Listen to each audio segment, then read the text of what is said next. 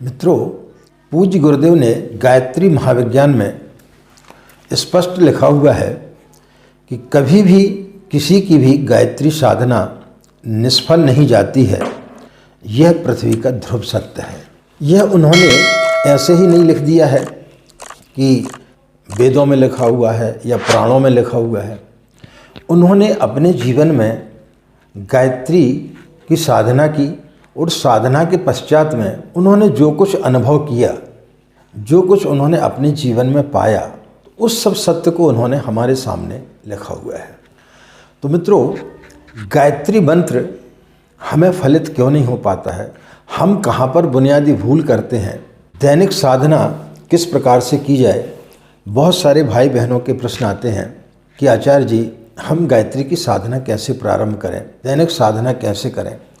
तो आज हम उन्हीं चीज़ों पर प्रकाश डालेंगे और इस विश्वास के साथ में कि यदि आप जिस तरीके से हम बता रहे हैं उस तरीके से यदि आप गायत्री की साधना करेंगे तो निश्चित रूप से पूज्य गुरुदेव ने जो लिखा है गायत्री महाविज्ञान में कि किसी की भी गायत्री साधना निष्फल नहीं जाती है, यह पृथ्वी का ध्रुव सत्य है। तो आप यदि इन सूत्रों के आधार पर यदि नियमित रूप से गायत्री मंत्र की साधना करेंगे तो फिर आपको निश्चित रूप से गायत्री मंत्र फलित होगा। इसमें किसी प्रकार का कोई भी संदेह नहीं है। राधे राधे, जय श्री कृष्णा। नमस्कार, मैं आचार्य पंडित गिरीश बारोलिया। गायत्री महामंत्र। ओम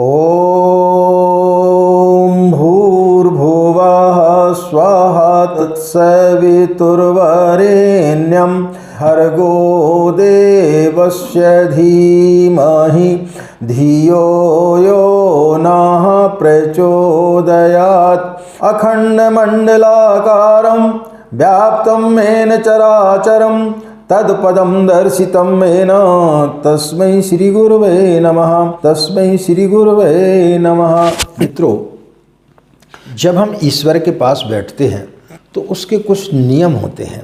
उन नियमों को हमें पालन करना चाहिए। जिस प्रकार से आपका बच्चा स्कूल जाता है, स्कूल जाने के लिए यूनिफॉर्म की आवश्यकता पड़ती है। ऐसे नहीं है कि कोई भी कपड़ा पहन करके बच्चा स्कूल में जा सकता है। सही तरीके से जूते पहनना पड़ेंगे, सही तरीके से टाई लगाना पड़ेगी, सही तरीके से कपड़े पहनना पड़ेंगे, प्रेस किए हुए कपड़े पहनना पड़ेंगे। इसी प्रकार से जब आप कार्यालय जाते हैं तो कार्यालय जाते समय आपको अपने कपड़ों को ठीक करना पड़ेगा, स्नान आदि करना पड़ेगा, सब कुछ करना पड़ेगा, तब आप जा कर के कार्यालय जा सकते हैं। ऐसा नहीं है कि आप सो कर के उठे और उन्हीं कपड़ों में आप जो है कार्यालय पहुंच जाएं, तो संभव नहीं हो पाएगा। आपको किसी शादी पार्टी में जाना है, किसी मांगलिक कार्यक्रम में जाना है, तो फिर आपको जो है अच्छे कपड़े पहन करके जाना पड़ेगा। इसी प्रकार से जब हम परमपिता परमेश्वर के समीप बैठते हैं तब फिर हमें अपने मन वचन कर्म से पवित्र होना चाहिए। कई लोगों के प्रश्न आते हैं कि आचार्य जी, क्या हम बगैर स्नान किए पूजा कर सकते हैं? तो जितना आप सही तरीके से पूजा करेंगे, सही तरीके से परमात्मा के पास बैठेंगे, उतनी ही आपके लिए सिद्धियां प्राप्त होंगी। आप चाहते बहुत कुछ हैं, आप चाहते हमारा फला काम हो जाए, आप चाहते हमारा ढिकाना काम हो जाए, लेकिन उसके पश्चात उसमें भी आप शॉर्टकट सोचते हैं। भगवान के पास बैठना तो चाहते हैं, भगवान से बहुत कुछ चीज़ें मांगना तो चाहते हैं, लेकिन अपने दिनचर्या को आप जो अस्त व्यस्त नहीं करना चाहते, दिनचर्या में आप सुधार नहीं लाना चाहते। तो किसी से कुछ चीज़ यदि आपको प्राप्त करना है तो आपको उन नियमों का पालन करना पड़ेगा।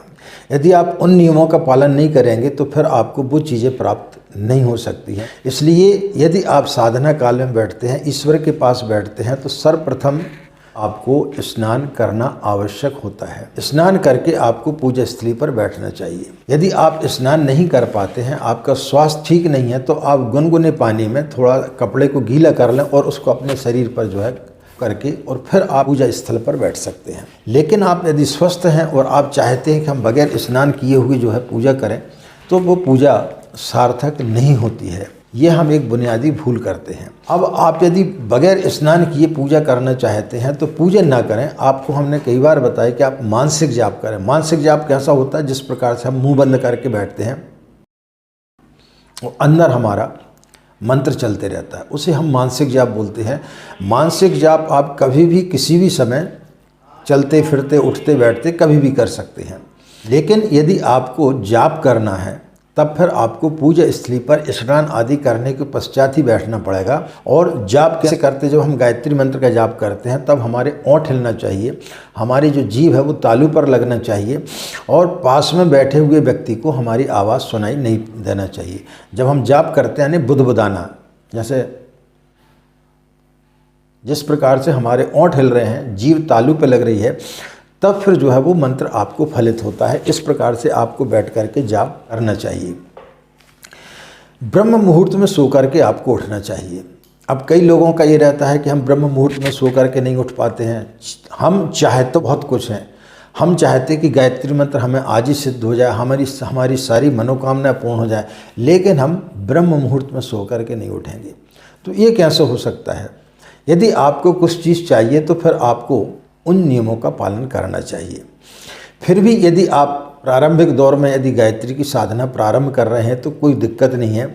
आप एक समय निर्धारित कर लें। समय कैसा निर्धारित कर लें कि जो भी समय पर आप पूजा करते हैं, जो भी समय आपके लिए उचित लगता है, समय को आप निर्धारित कर लें। फिर जब भी आप पूजन करें उसी समय पर आपको पूजन करना चाहिए। जैसे प्रातः आपके पास में 7 बजे का समय है, 8 बजे का समय है या 9 बजे का समय है, या जो लोग नाइट ड्यूटी पे जाते हैं तो उनके पास समय नहीं रहता तो वो शाम के समय कर सकते हैं। लेकिन ये ध्यान रखें कि रात्रि 8 बजे के पश्चात में रात्रि 4 बजे के मध्य जो है हमें गायत्री का जाप नहीं करना चाहिए। मानसिक रूप से आप गायत्री जप सकते हैं, यानी मानसिक जाप आप कर सकते हैं, लेकिन पूजा स्थली पर बैठ करके माला का प्रयोग करके आपको जाप इस बीच में नहीं करना चाहिए। तो सर्वप्रथम है कि आपको जो है स्नान ध्यान करके आपको जाप करना चाहिए। ब्रह्म मुहूर्त में यदि आप जाप करेंगे तो वो ज़्यादा आपका फलित होगा। दूसरा चीज़, आपको जो गायत्री मंत्र का जाप करते हैं तो आपको गुरु वर्ण अवश्य करना चाहिए। बगैर गुरु वर्ण किए हुए गायत्री मंत्र उतना ज़्यादा फलित नहीं होता है। तो इसके लिए आपको क्या करना चाहिए कि आज के युग में, इस कलयुग में पृथ्वी पर गायत्री मंत्र को प्रचारित करने का काम परम पूज्य गुरुदेव आचार्य पंडित श्री राम शर्मा ने किया है। एक समय में विश्वामित्र ने गायत्री पर पीएचडी की थी, यानी गायत्री को उन्होंने जन जन तक पहुंचाया था। यही कार्य आज के युग में आचार्य पंडित श्री राम शर्मा ने किया है। उन्होंने गायत्री को जन जन तक पहुंचाया। पहले लोगों में भ्रांतियां थीं कि गायत्री मंत्र ब्राह्मण के अलावा कोई नहीं जप सकता, स्त्रियां गायत्री मंत्र का जाप नहीं कर सकती, लेकिन इन सारी भ्रांतियों को परम पूज्य गुरुदेव ने तोड़ा।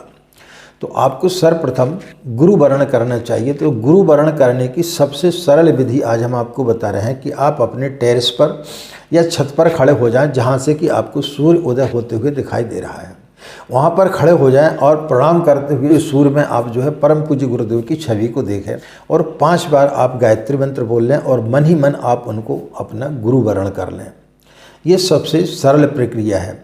दूसरी प्रक्रिया यह है कि आपके आसपास कोई गायत्री शक्तिपीठ हो, वहाँ जा कर के उन कार्यकर्ताओं से आप संपर्क करें और उनके माध्यम से आप जो है गुरु दीक्षा ले लें, जनेऊ इत्यादि आप धारण कर लें। तीसरी प्रक्रिया है कि यदि आप शांति कुंज हरिद्वार जा कर के यदि वहाँ पर ले सकते हैं तो वो सबसे उत्तम रहेगा। वहाँ जा कर के आप जो है दीक्षा ले सकते हैं।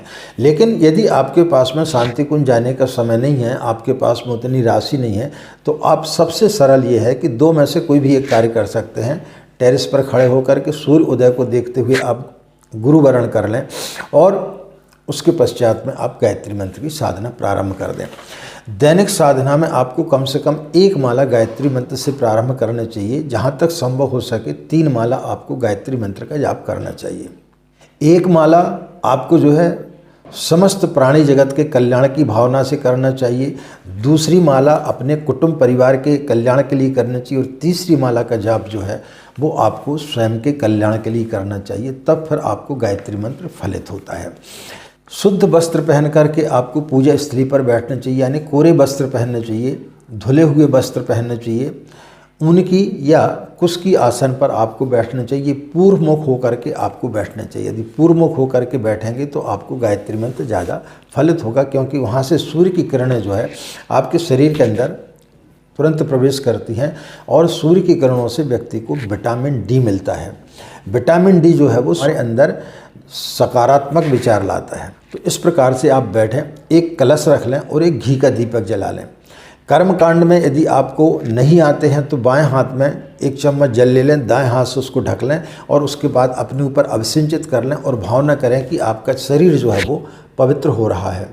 इसके पश्चात में दाएं हाथ में 1-1 चम्मच जल लेते जाएं और पीते जाएं और भावना करें कि आपका सूक्ष्म शरीर, कारण शरीर और स्थूल शरीर आपका पवित्र हो रहा है, यानी आप मन, वचन और कर्म से आप पवित्र हो रहे हैं। इसके पश्चात में उस हाथ को 1 चम्मच जल से साफ कर लें। उसके पश्चात में बाएं हाथ में फिर से जल लें और दाएं हाथ की 5 उंगलियां इस प्रकार से उसमें डुबाएं और शिखा आने चोटी के स्थान पर आप स्पर्श करें, क्योंकि यहीं से सारी ऊर्जा हमारे अंदर प्रवेश करती है, तो उस स्थान को भी हमें पवित्र करना चाहिए। मंत्र आता है तो ठीक है, अन्यथा यहाँ पर स्पर्श करके शेष जल को अपने ऊपर अभिसिंचित कर लेना चाहिए। इसके पश्चात आपको प्राणायाम करना चाहिए। प्राणायाम यानी अपने सांस को रोकना छोड़ना। यह क्रिया आप कम से कम 4 या 5 बार करें। एक बार हम आपको करके बता देते हैं कि सांस को किस प्रकार से छोड़ना और रोकना है।